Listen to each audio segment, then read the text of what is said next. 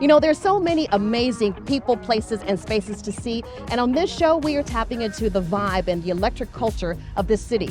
Every single episode, I'm hanging out in a different part of town, from downtown to central Austin, east, west, north, and south. And we're spotlighting some of the most intelligent entrepreneurs, their inspirational shops and eateries, the best music, the hottest real estate, and we're listing all of the energetic events throughout this city. So be sure to watch Lifestyle Austin and see the city like you've never seen it before. All right, let's go swimming.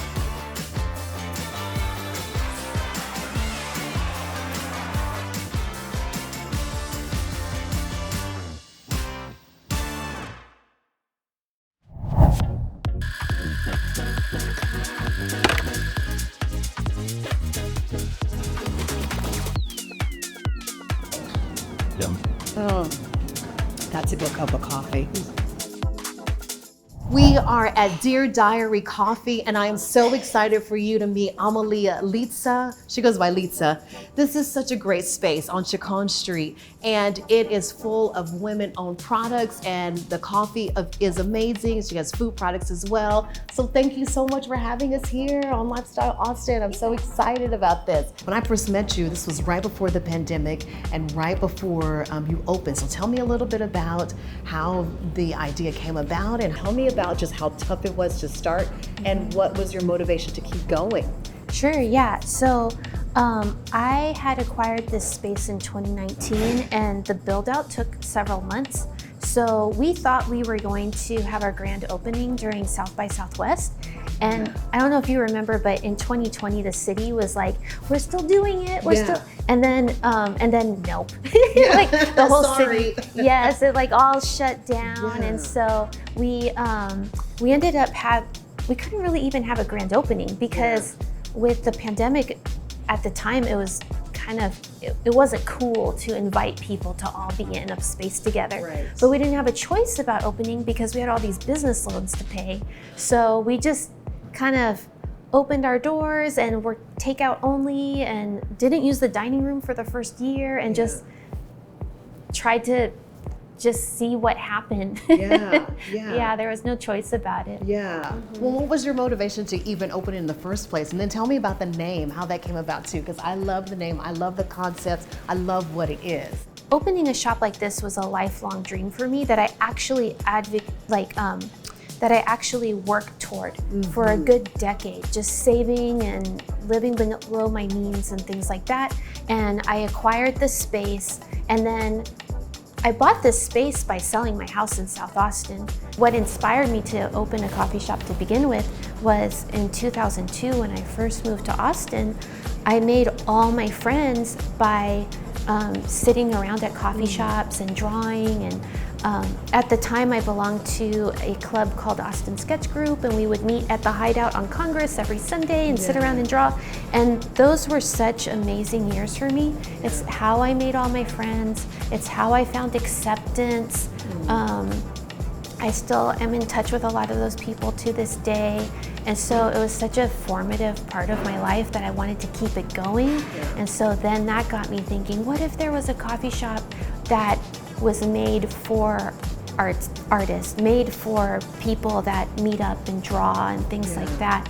And in my mind, the perfect coffee shop would be kind of like, do you remember when Salvage Vanguard Theater was open? Yes, oh my gosh, yes, yeah. So Salvage Vanguard Theater was so cool because it had like this gallery in the front, and then they had the theater where they would have performance and things like that.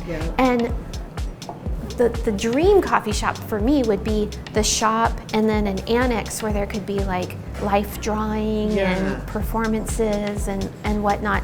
But I had to work with what I could afford. And so I ended up in this space. So I figured, okay, their concept, like a shop with journals everywhere, and my concept, a shop that really caters to creativity.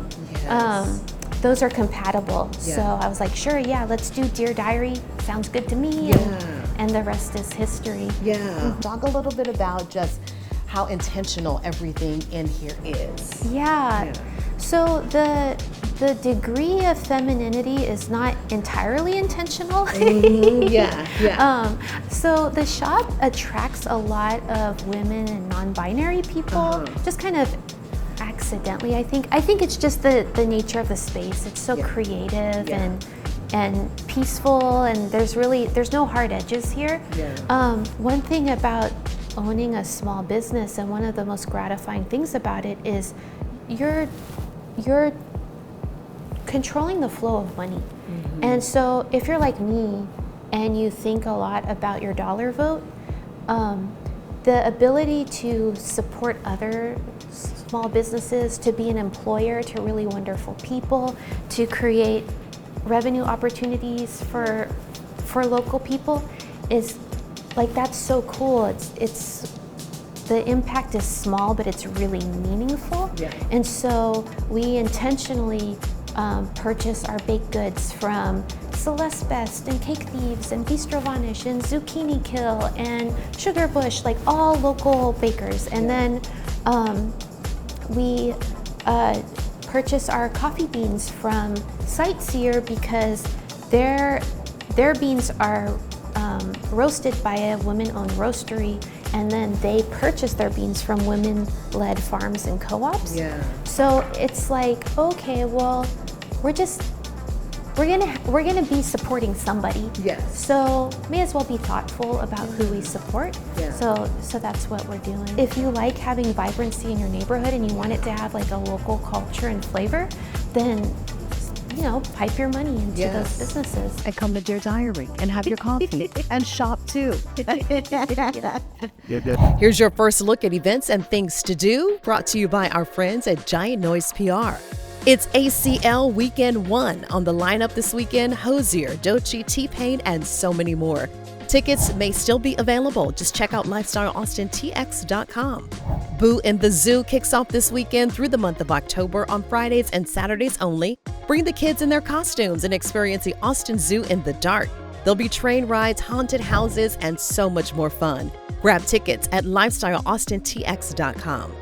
Figure out your fate over a drink at Midnight Cowboy as they continue their popular Arcana Tarot menu every Wednesday in October. Purchase a drink and tarot readings are free. Find out more information about each of these events and so much more happening throughout Austin and Central Texas. Just visit lifestyleaustintx.com. Thank you so much for joining us on this East Austin episode of Lifestyle Austin. Be sure to watch other episodes to see amazing stories of some of Austin's most intelligent entrepreneurs. And be sure to follow us on social media to keep up with what's going on throughout Austin. Thank you again for watching this episode of Lifestyle Austin. I'm Catenya McHenry. We will see you next time.